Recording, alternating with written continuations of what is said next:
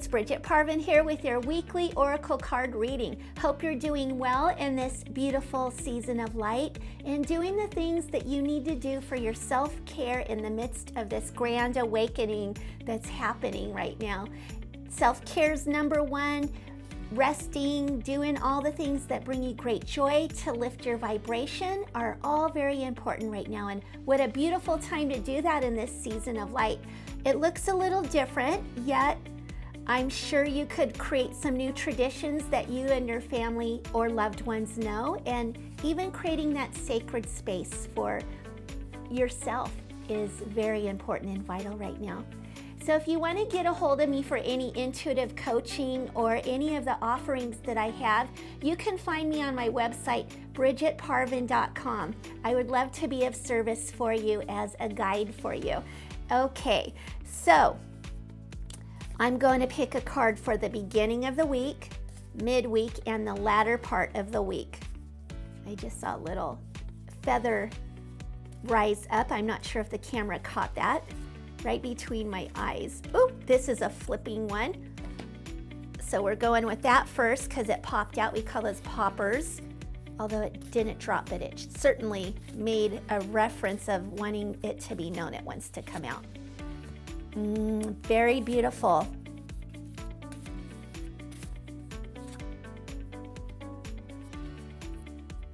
Okay, this is good. It's always good. So I'm using my Oracle card deck called Inner Glow, and that is for bringing out that sparkle that you already have inside of you. And for this week, what our angels are asking us is to look and see first things first.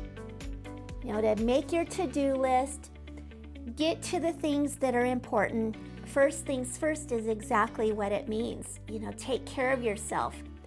Eat healthy foods, get the proper rest, really indulge in taking that time out and carving it out for yourself. There's a lot going on right here in people's thoughts right now, in the thought forms and process. Things look a little different, but really go in and ground yourself, center yourself, nurture yourself, and ground and surround yourself in bubbles of light, of a beautiful sapphire blue protection with Archangel Michael, and you could also use the color purple, whichever is your favorite out of those two, purple or sapphire blue. But it's really that time to go, okay, let's take a stop here. Let's take a break, and what can I do right now to make a difference? Yourself is the priority. Now here's the thing for the mid part of the week. Here's some chakra clearing. So it's kind of like, okay, it's kind of like this one at the beginning of the week. First things first is like putting the brakes on. This one you're getting in the midweek. Clear your chakras a little more grounded, centered, balanced, and really clearing that energy and finding that connection back with your higher self and angels, and that knowingness with your creator, and just remember you're a child of light in the season of light, and always, no matter what season it is. The latter part of the week, there's going to be some stuff where you're going to look around and there's going to be like a victim, you know, a scenario going on, and that's possibly the consciousness collectively of what may be going on in the 3D realm, but rise above that, okay? You've got what it takes to go the distance. If you're watching this, you know, you're awake and aware. I know that. You found it. You found this YouTube, you found me, and so you're wanting to seek some answers. And so right here, it's like in that inner wisdom, you know, knowing of how powerful you really are. You're not powerless, you're powerful. And to stand in your power with that. In recovery, there's a saying, I'm in a 12-step program, and there's a saying in one of the 12-step programs that a victim is the ace in the hand, you know, in the card deck. I never realized that until I got into the program and realized certain dynamics in the family unit of the victim was the most powerful person in the whole nucleus, and so I got to recognize that not for for myself, for my own well-being around a person like that. Warning, run like your hair's on fire. But I got to see how powerful that is. And so if I'm coming from a place of a victim, or if someone else is coming from the place of a victim, they don't have to look within or change anything inside themselves. It's everybody else's fault. That's not the role I had in the family unit, yet I was able to recover from a person that did have that. It's very powerful. It's a very powerful card. You know, the ace is the most powerful one in the deck. So put your crown on, your queen crown, your king crown, whatever it is, take your power back and look and be that beautiful, vibrant being that you are. I feel guided. This doesn't normally happen because I kind of want to shoo that other stuff away, but energetically, that's just kind of the way the week is going to be as it's developing.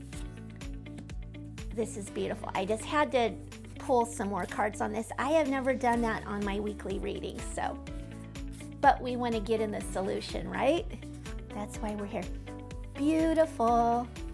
Here's the answer. So this is how we get out of that muck. So out of that victim, when we see this consciousness and this collectively, happening, it's not a bad thing. Just don't get stuck in that.